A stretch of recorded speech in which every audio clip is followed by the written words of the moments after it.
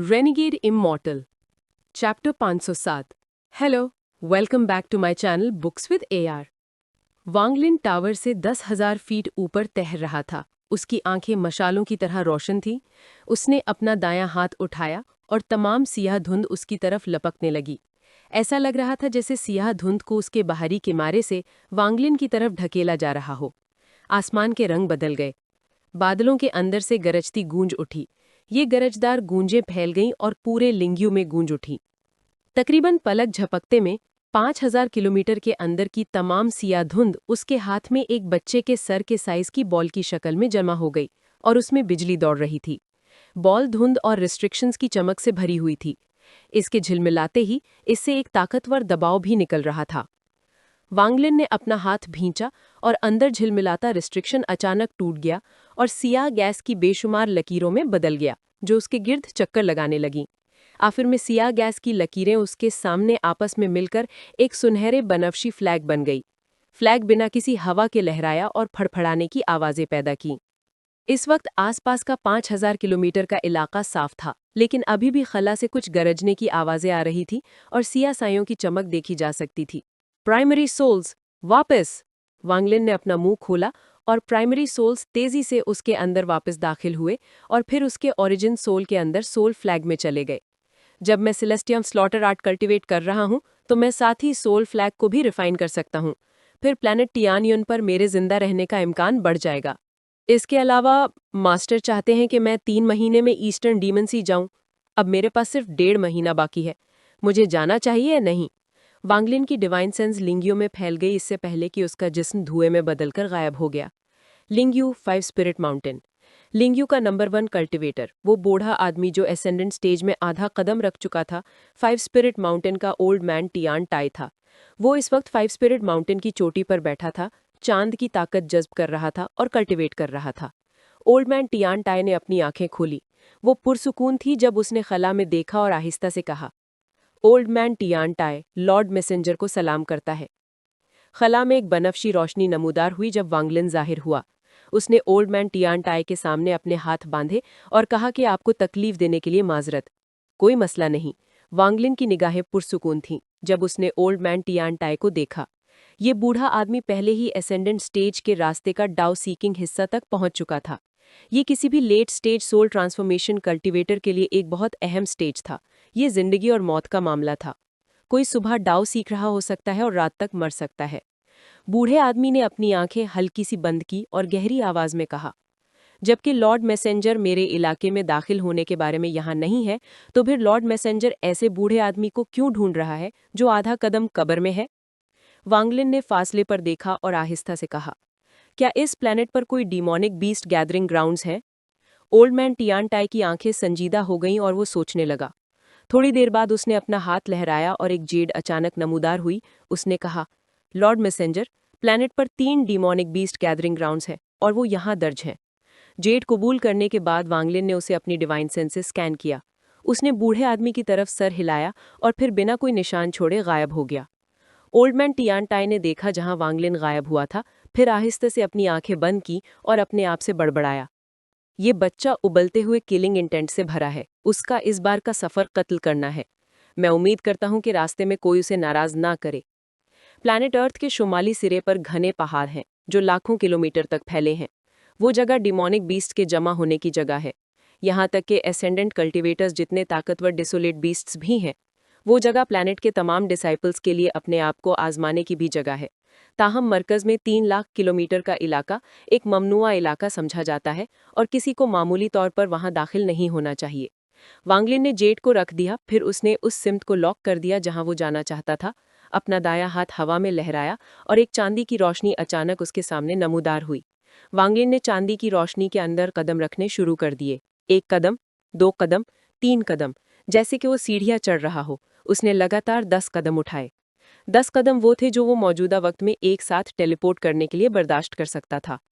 10 कदमों के बाद बैंगलिन की आंखें चमक उठीं और उसका जिस्म झिलमिलाने लगा। इस लम्हे उसका जिस्म शिद्दत से चमकने लगा। आखिर में गरजदार गूंज उठी और जैसे ही आवाज गायब हुई, वहां कोई नहीं था। प्लैनेट के शुमाली हिस्से में साफ आसमान में अचानक से बहुत सी चांदी की रोशनी नमूदार हुई। साफ नीला आसमान बदलने लगा जब खामोशी से लहरें नमूदार हुईं और फैलना शुरू हो गईं। चंद सांसों के वक्त के बाद लहरों के मरकज में चांदी की रोशनी की एक तेज चमक उठी। चांदी की रोशनी की चमक सूरज का मुकाबला कर सकती थी। ऐसा लग रहा था जैसे दो सूरज हों, एक सुनहरा और एक चांदी का। वैंगलिन का जिस्म चांदी की रोशनी से बाहर निकला। उसका चेहरा कुछ जर्द था, उसकी सांसें कुछ भारी थीं। सिर्फ तब जब उसने एक पिल निकाली और उसे खाया तब वो आहिस्ता आहिस्ता बेहतर महसूस करने लगा। उसके नमूदार होने के बाद चांदी की रोशनी आहिस्ता आहिस्ता गायब हो गई और आसमान में होने वाली तब्दीली आहिस्ता आहिस्ता नॉर्मल हो गई। वांगलिन रुका नहीं, वो रोशनी की एक किरण में बदल गया और अपने सामने घने पहाड़ी सिलसिले की तरफ बढ़ गया।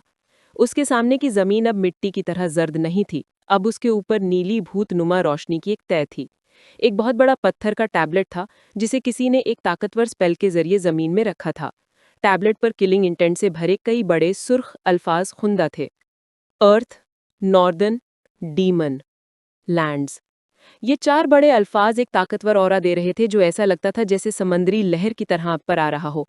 ऑरा की वजह से आसपास मुसलसल हवा के झोंके चल रहे थे जो बेइंतहा शोर मचा रहे थे। जब वांग लिन उस अजीम टैबलेट के नीचे खड़ा हुआ, उसने अपना सर उठाया और खामोशी से उसे काफी देर तक देखता रहा। टैबलेट के पीछे धुंध की एक पतली सी तह थी, लेकिन इसने कुछ भी नहीं छुपाया था। अगर कोई एहतियात से देखता या अपनी डिवाइन सेंस को फैलाता तो वो वाज़े तौर पर देख सकता था कि वहाँ क्या है। टैबलेट के पीछे पहाड़ों के सिलसिले का एक ना खत्म होने वाला सिलसिला था। कोई सड़कें नहीं थीं, जमीन पत्तों से ढकी हुई थी और हवा में एक सरहांड की बदबू भरी हुई थी। इसके अलावा इलाका मुकम्मल तौर पर खामोश था और जिंदगी का कोई निशान नहीं था।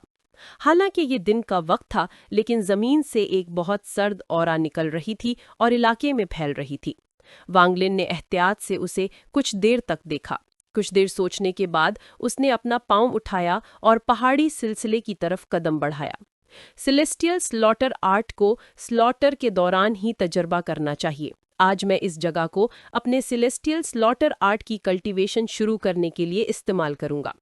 ठीक इसी लम्हे उफ़क़ पर तलवार की एनर्जी की कई लकीरें नमूदार हुईं।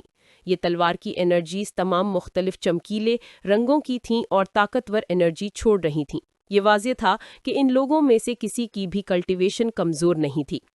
सीनियर अप्रेंटिस ब्रदर, हम यहाँ हैं। इससे पहले कि स्वर्ड एनर्जी करीब आती, उनमें से एक से आवाज़ आई। वांगलिन का कदम इन लोगों के नमूदार होने की वजह से थोड़ा सा भी नहीं रुका। उसने पहाड़ी सिलसिले में कदम रखना जारी रखा और उसका जिस्म धुंध की पतली सी तह में गायब हो गया।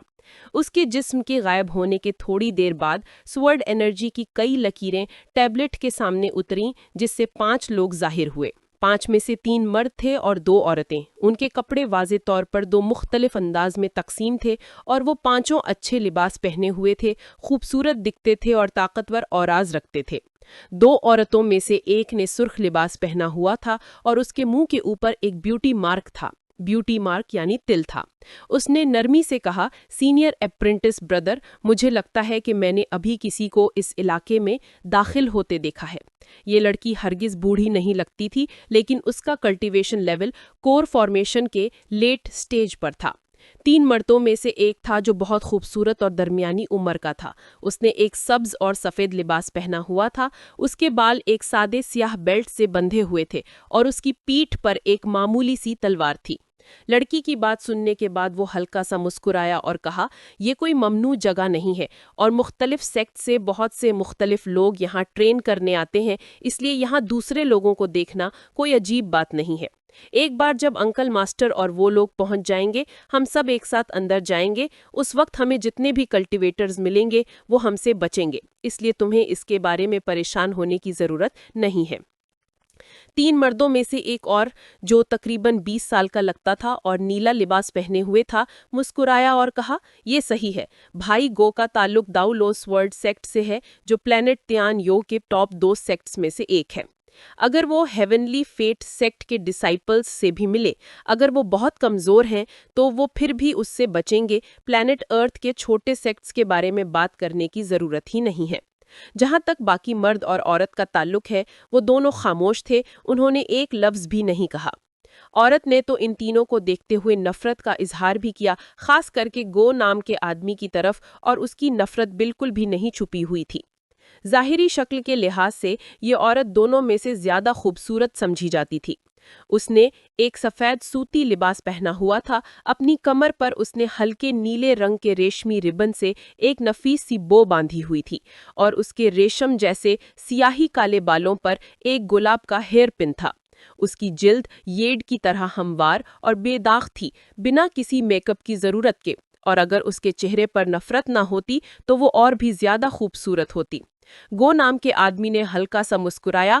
ऐसा लगता था कि उसे उस औरत की बिल्कुल परवाह नहीं थी, और उसने नरमी से कहा, लेडी किनशीन, आप पुरसुकून रह सकती हैं। मैं वादा करता हूं कि मैं तुम्हारे लिए एक ब्रिलियंट गोल्डन फ्रूट छोड़ दूंगा जो तुम्हारे लिए अपने सेक्ट वापस ले जाने के लिए काफी होगा। किनशीन नाम की औरत का चेहरा किलिंग इंटेंट से भरा हुआ था जब उसने गो नाम के आदमी को घूरा और सर्द लहजे में कहा, दाउलो स्वर्ड सेक्ट इतना मशहूर होने के बावजूद मैं यकीन नहीं कर सकती कि तुम ऐसे घटिया तरीके इस्तेमाल करोगे। मैं वाकई अंधी थी कि मैंने तुम पर यकीन किया। गो नाम के आदमी ने अपना सर हिलाया और कहा, अगर किसी की किस्मत अच्छी हो तो कोई भी ये आसमानी खजाने हासिल कर सकता है। ब्रिलियंट गोल्डन फ्रूट मेरे अंकल मास्टर के लिए बहुत फायदेमंद है। जब से तुमने मुझसे मदद मांगी तब से मेरा फर्ज है कि मैं अपने सेक्ट को इसकी इत्तला दूं। वांगलिन का जिस्म इस पहाड़ी सिलसिले के अंदर बिजली की तेजी से हरकत कर रहा था और उसकी आंखें सर्द हो गईं। दाऊ लॉसवर्ड सेक्ट दिलचस्प है। ये सीनियर झू यी की जगह के बारे में कुछ मालूमात हासिल करने की कोशिश करने का अच्छा मौका होगा। मुझे बस ये नहीं पता कि ये ब्रिलियंट गोल्डन फ्रूट क्या है। उम्मीद है आपको ये वीडियो पसंद आई होगी। अगर आपको ये पसंद आई है तो प्लीज़ चैनल को सब्सक्राइब करें, इस वीडियो को लाइक करें और अपने दोस्तों के साथ शेयर करें। अगली वीडियो तक के लिए अल्लाह हाफिज़।